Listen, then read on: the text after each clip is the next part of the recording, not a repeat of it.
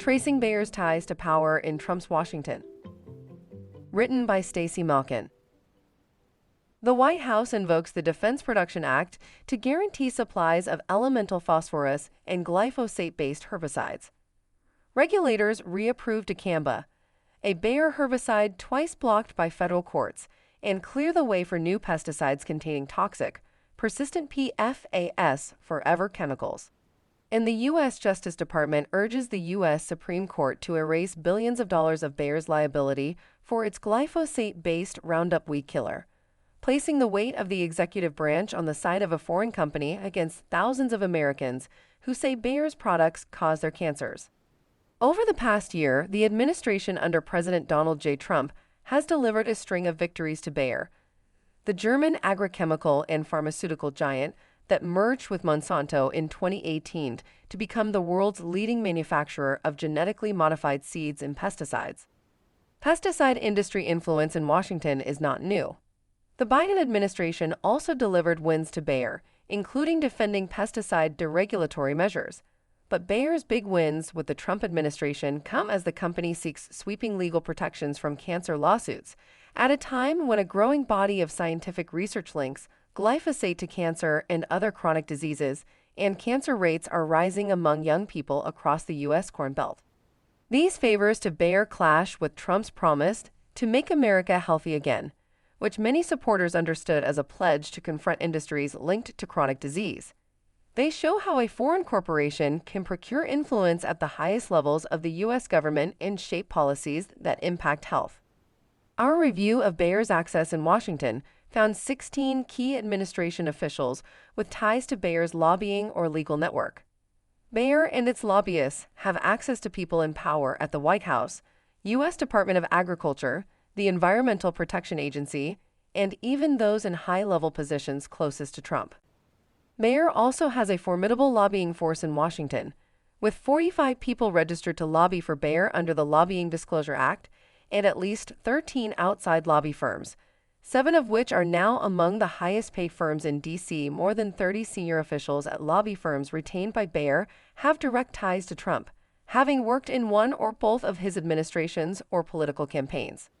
Taken together, these relationships describe a network of aligned actors positioned across the American institutions that write the rules for pesticides, enforce those rules, and defend them in court. The implications extend beyond one company or product line.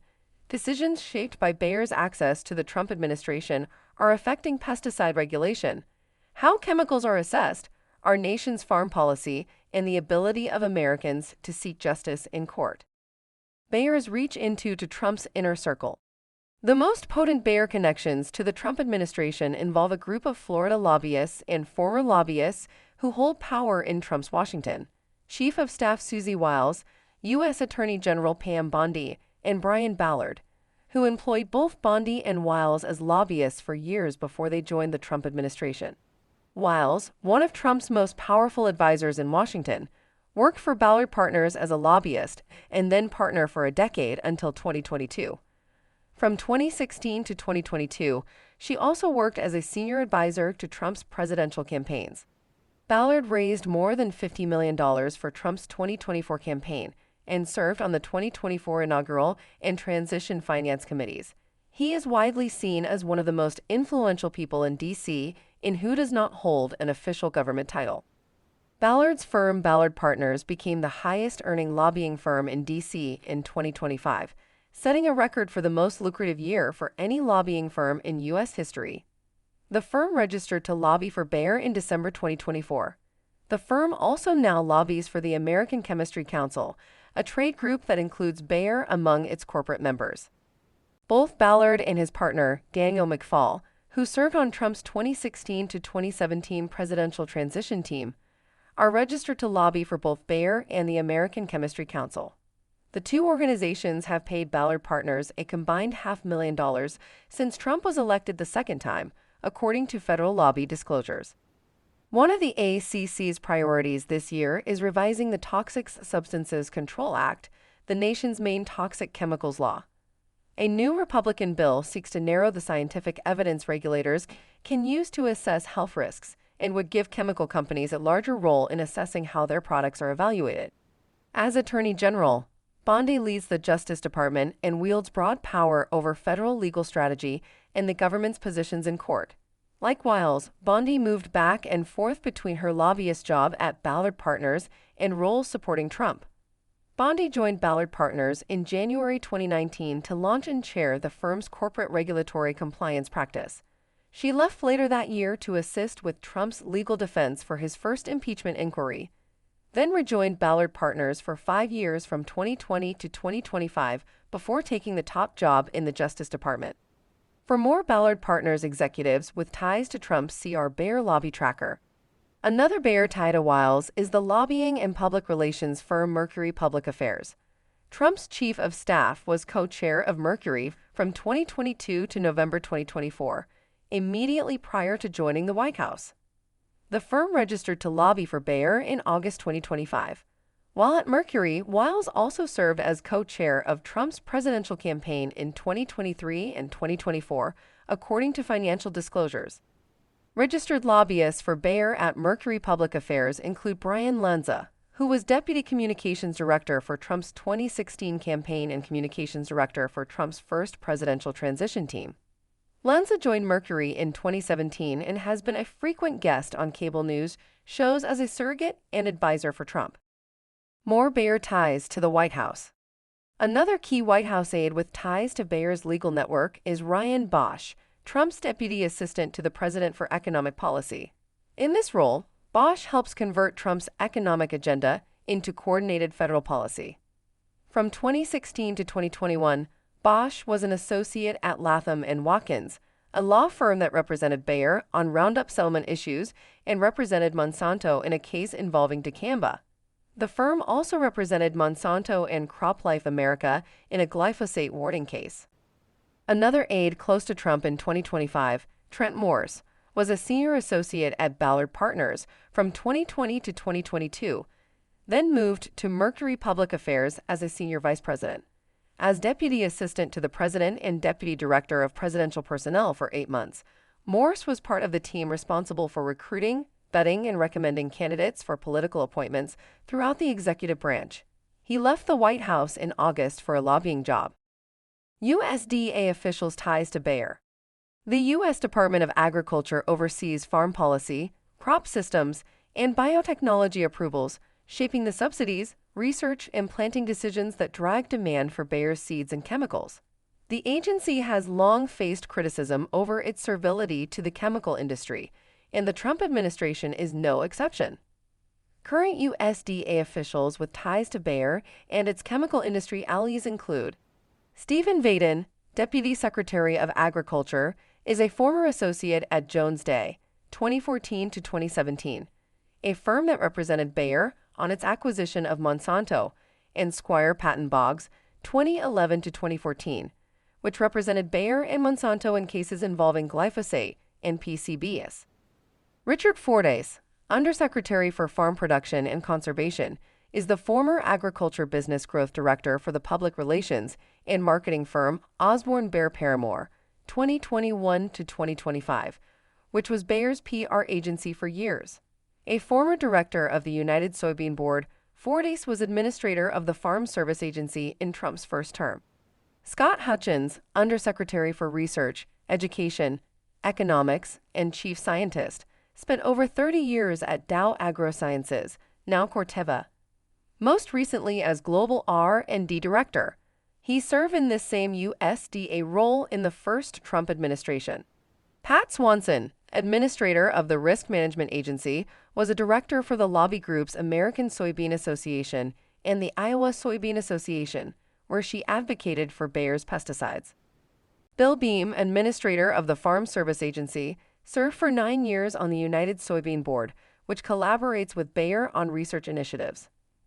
Beam previously served as the Deputy Administrator for Farm Programs at the FSA 2018 to 2021. Bayer's pursuit of federal preemption. Bayer's case before the Supreme Court has high stakes for public health protections and the legal right of individuals to hold companies accountable in court. Federal preemption. The idea that federal law can override state law in some circumstances has long been a priority for chemical and food companies that want a single, often weaker, national standard for regulation and liability, while consumer and health groups argue that states must retain the right to set higher health and safety standards. The issue is central to Bayer's case before the Supreme Court. The company argues that because the EPA approved glyphosate, cancer claims tied to Roundup should be barred under state failure to warn laws. The federal government's position on whether pesticide approvals preempt state laws has shifted across administrations, underscoring how much the outcome depends on who holds power and who influences it.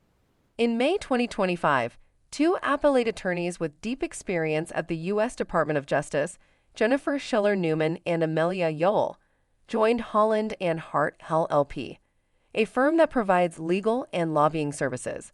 A month earlier, the firm had registered to lobby for Bayer. Newman spent 20 years at the DOJ's Environment and Natural Resources Division, most recently as chief of the appellate section overseeing all appellate litigation involving federal environmental laws. She was a signatory on the DOJ's 2019 amicus brief in the Ninth Circuit Court of Appeals supporting Monsanto, now Bayer. The brief argues that EPA's approval of glyphosate preempts state failure to warn laws. The Biden administration reversed that position in 2022, urging the Supreme Court to reject Bayer's case on the premise that federal pesticide law should not preempt state failure to warn laws. The Trump Justice Department reversed it again in 2025, arguing the Biden-era position was wrong and that juries shouldn't second-guess EPA science. Oral arguments before the Supreme Court are scheduled for April 28th. A win for Bayer could turn EPA pesticide approvals into a nationwide liability shield, elevating the agency's slow and often industry-dominated chemical assessment process into a final word on pesticide safety, at a time when peer-reviewed research continues to emerge linking pesticide exposure to cancer, neurological harm, and other chronic illnesses. As Nathan Donnelly of the Center for Biological Diversity warned, such a precedent would mean that the only thing that matters legally in determining a pesticide's safety is what EPA claims to be true, even if those claims completely ignore the best available science. Slashing capacity at EPA. Bayer allies also pervade the U.S. agency charged with protecting health and the environment, in positions where they influence what chemicals and pesticides are approved and how these products are regulated. Chemical industry lobbyists now occupy the top 4 jobs at the EPA's Office of Chemical Safety and Pollution Prevention, OCSPP, the division in charge of regulating chemicals and pesticides.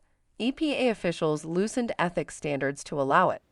Douglas Troutman, assistant administrator at OCSPP, is the former co-CEO and chief lobbyist for the American Cleaning Institute, ACI, which represents major chemical manufacturers.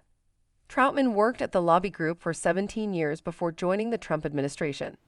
Nancy Beck, principal deputy assistant administrator at OCSPP, was a senior director at the American Chemistry Council, a lobby group representing Bayer, Dow Chemical, DuPont, and other chemical manufacturers from 2012 to 2017. In Trump's first EPA, she held advisory roles within the White House at NEC and OMB. Between Trump administrations, she worked at Hunt & Andrews Kurth, a law firm that offers, among other services, glyphosate litigation defense to companies facing lawsuits from cancer claims. Lynn Ann DeCleva, OCSPP's deputy assistant administrator for new chemicals, also held this role during the first Trump administration. In between, she was a senior director at the lobby group American Chemistry Council. She is a 30-year veteran of DuPont Chemical Company, where she worked as a program manager and engineer. Kyle Kunkler, OCSPP Deputy Assistant Administrator for Pesticides, is a former pesticide industry lobbyist. He was Director of Government Affairs with a focus on biotech and pesticides for the American Soybean Association from 2020 to 2025, and prior to that spent 3 years managing government affairs on food and agriculture for the Biotechnology Innovation Organization lobby group. CropLife America, the main lobby group for the pesticide industry, gave him a Rising Star Award in 2020. More Trump officials tied to Bayer. As Assistant Secretary of Legislation at the U.S. Department of Health and Human Services, Gary Andrus is a primary liaison between HHS and Congress.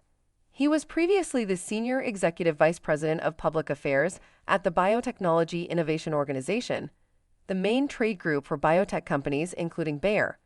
At BIO, Andrus directed the lobbying strategy for the entire biotech sector, which included defending the regulatory framework for GMOs and associated agrochemicals. He previously worked at lobbying firm Dutco Worldwide, which has represented Bayer. Secretary of Transportation Sean Duffy also has ties to a Bayer lobby firm. He was senior counsel and advisory board member of BGR Group from 2019 to 2023 and was a registered lobbyist for the firm in 2020, though there is no record of him lobbying for Bayer. 13 lobby firms working for Bayer in Washington. Bayer's direct lobbying spending is significant, but its political influence expands considerably when viewed alongside allied trade and commodity groups that together form a well-financed and coordinated lobbying network. In 2025, Bayer retained at least 13 lobby firms and at least 49 registered lobbyists registered to lobby for the company, including Bayer's 6 in-house lobbyists. As of the fourth quarter, federal disclosures show Bayer spent at least $9.19 million on federal lobbying last year. While it is not among the highest spending single corporations lobbying in D.C., the agribusiness sector ranked ninth with $219.9 million in lobbying expenditures in 2025, the highest year on record for the sector. We include the sector total because Bayer's influence is amplified by an integrated industrial agribusiness system that acts in concert, from pesticide-dependent commodity crops to factory farms and ultra-processed food production, to shape policy in its favor. Within the sector, groups directly lobbying for favorable pesticide policies include trade groups representing pesticide manufacturers, the American Chemistry Council and CropLife America, and commodity groups such as the National Corn Growers Association and American Soybean Association that rely on Bayer's products. These four groups spent a combined $22 million on federal lobbying in 2025, with 23 more lobbyists registered in the fourth quarter. Bayer's lobbying activity last year was its highest in recent years, but lower than the company's peak in 2016, 2017, and 2018, just before the Bayer/Monsanto merger and following the 2015 WHO Cancer Agency finding that glyphosate is a probable human carcinogen. These numbers don't reflect the whole picture of Bayer's lobbying activities. The Lobbying Disclosure Act requires registration only after certain spending and activity thresholds are met, so public filings do not capture all of the paid influence work taking place in Washington. They don't reflect state-level activity either. Pesticide-related PAC spending surged in late 2024 as companies sought to limit damage awards in courts across the nation. In Iowa alone, Bayer spent a record amount last year trying to pass a state immunity bill critics call the Cancer Gag Act. Read more about Bayer's lobby force in our Bayer Lobby Tracker. More lobbyists tied to Trump. Political scientists have long documented how lobbying shapes public policy by securing access to decision-makers and helping corporations turn their priorities into laws and regulations. These dynamics help explain how companies like Bayer can translate access in Washington into concrete policy wins.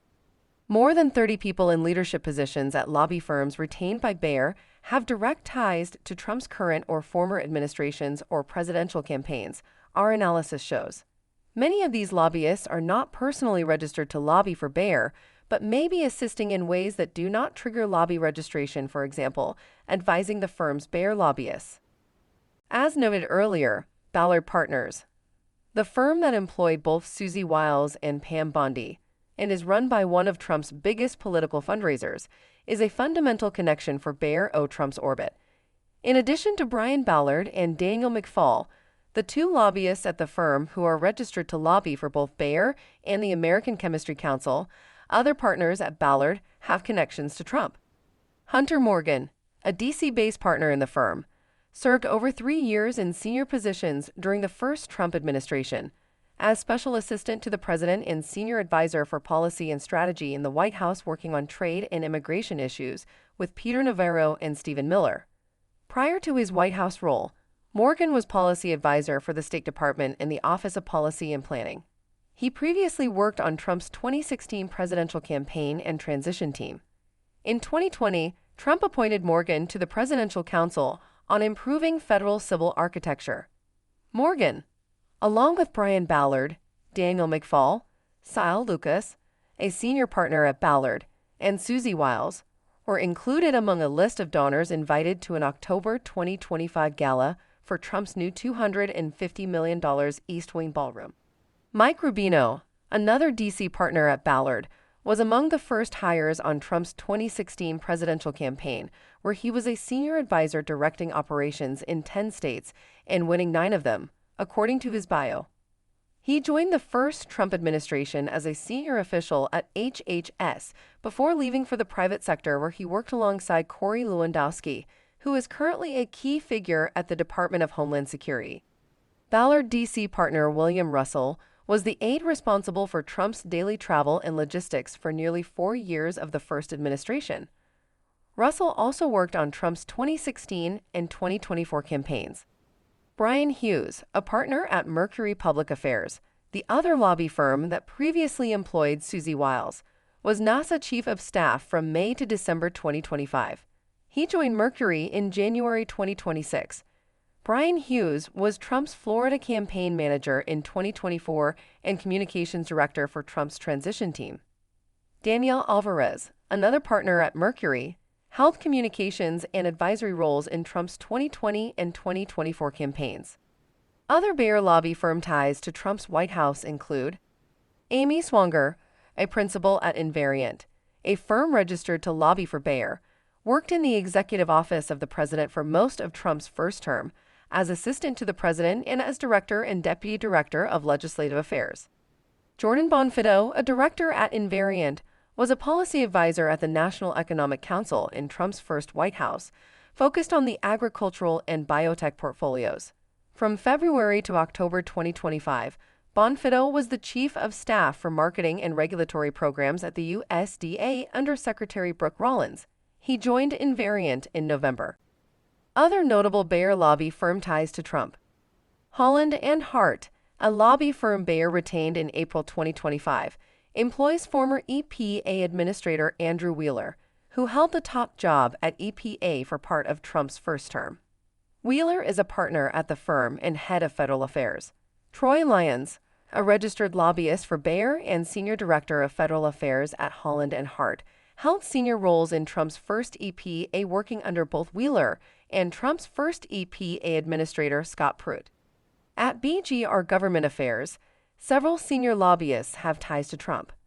Managing Director David Urban was a senior advisor on Trump's 2016, 2020, and 2024 campaigns.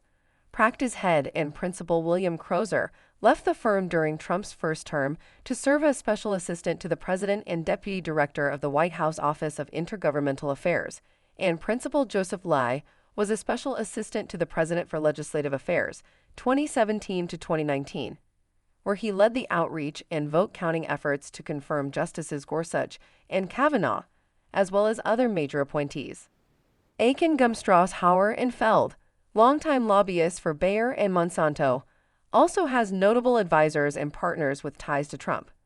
Jeff Furhoff, senior advisor at the firm, served on the Trump-Pence Victory Finance Leadership Committee 2017 to 2021, and was the vice chair of the RNC Finance Committee in those years.